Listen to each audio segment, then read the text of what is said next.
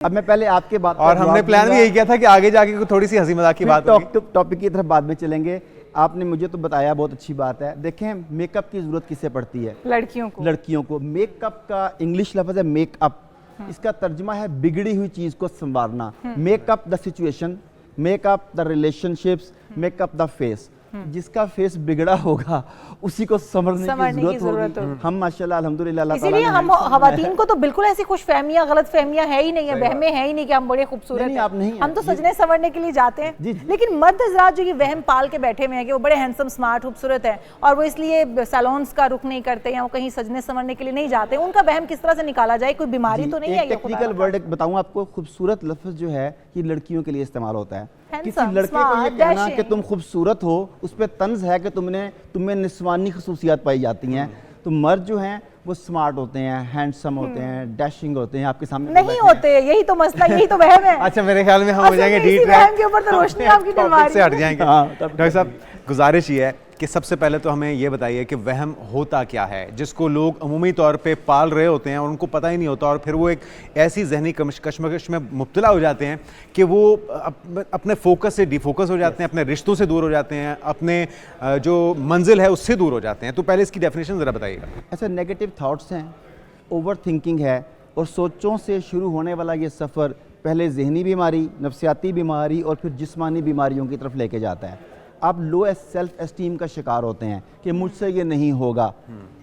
जिस तरह अभी अपनी खूबसूरती की बात की मजाक में कि मैंने फलानी जगह पर जाना है, मेरी अपीयरेंस अच्छी नहीं है, वहाँ के लोग मुझसे ज़्यादा हैंडसम होंगे, उनकी पर्सनैलिटी अच्छी होगी, उनके कम्युनिकेशन स्किल्स बेहतर होंगे और मैं वहाँ पे जाके दबा दबा महसूस करूँगा।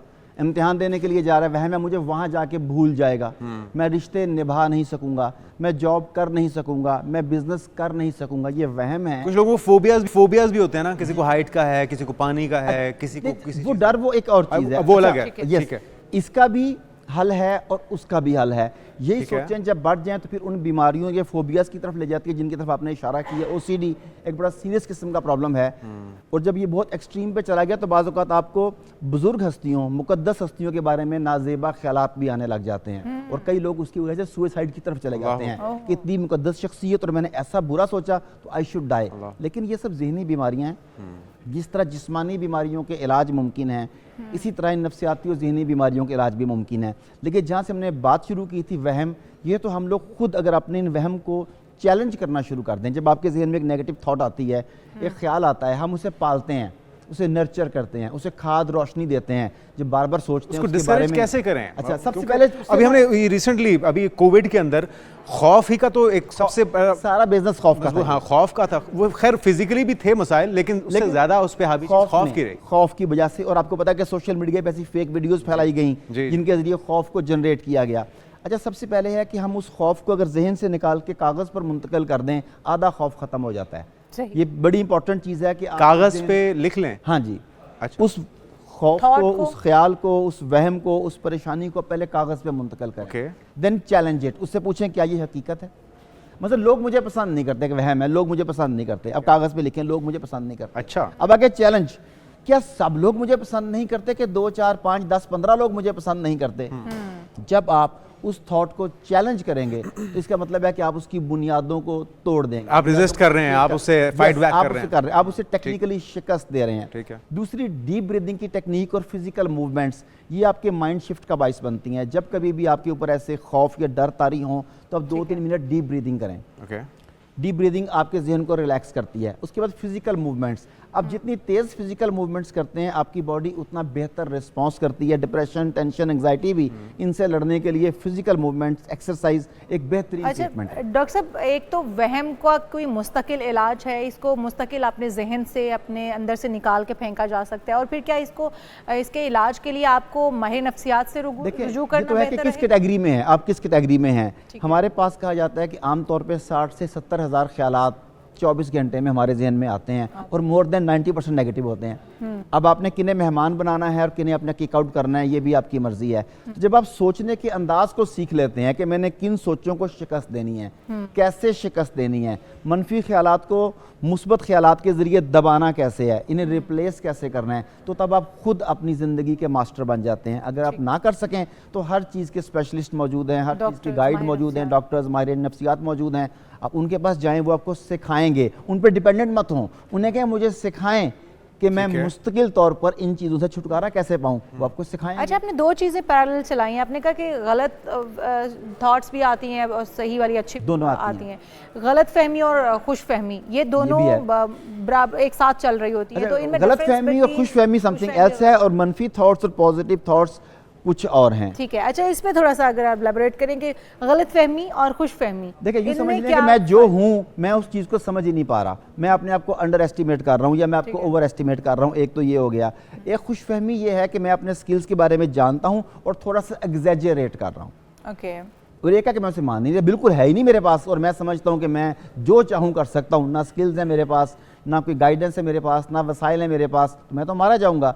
खुश फहमी यह है कि यू हैव समथिंग लेकिन आप उसे एग्जैजरेट कर रहे हैं। तो दोनों ही खतरनाक हैं। रियलिस्टिक होना चाहिए, लेकिन कुछ मामलात में खुशफहमी आपको मोटिवेशन देती है, आपको बूस्ट करती है, वक्ती तौर पर आपको चैलेंजेस से निपटने में आमादा भी कर देती है। तो जो सोशल मीडिया का किरदार है इस सारे के अंदर, ये क्या हमें मोटिवेट कर रहा है या फिर डीमोटिवेट कर रहा है, गलतफहमी का शिकार कर रहा है, हमें वहमों का शिकार कर रहा है, ये क्या कर रहा है इसका किरदार? सोशल मीडिया का हथियार है, हथियार से मुस्बत काम भी लिया जा सकता है, नेगेटिव काम भी लिया जा सकता है। ठीक है। अब ये हथियार जो है आप इसे अपनी मोटिवेशन के लिए भी इस्तेमाल कर सकते हैं। जो चीज़ें आप उसमें देख रहे हैं, अगर आप इतने समझदार हैं, बाशऊर हैं, उसे फिल्टर कर सकें, राइट एंड रॉन्ग को एनालाइज कर सकें, उसके बाद राइट चीज़ों को अडॉप्ट कर सकें, तो आई थिंक ये एक ऐसी ब्लेसिंग है कि घर बैठे आपके पास हर तरह की मालूमात और टेक्निक्स मौजूद हैं।